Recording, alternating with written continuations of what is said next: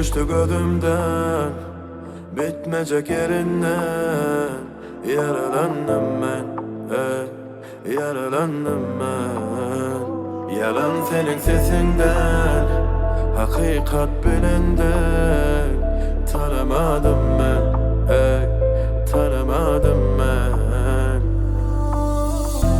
Ansabı yok mu bu gecenin? Seni bana yatla incelim. Sevgisi yalan değilsem yüreğin ananı bilse de. Hiç duymadık yani, seni yalnız yani.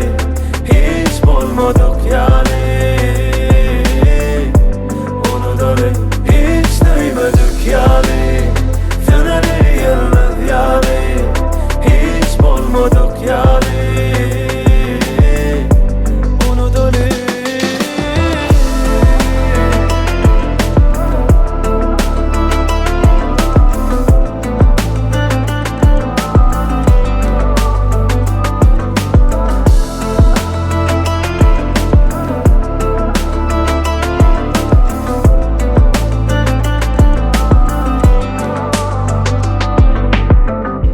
Kesekimen öyüm diyen yüreğimde, gen görürdüm illerde görünümde.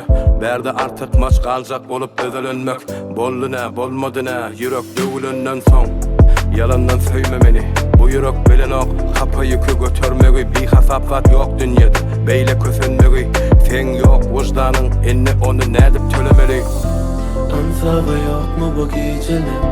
Seni bana yatla incelim. Sevgisi yalan değilsem yüreğin ananı bilse de. hiç duymadık yani.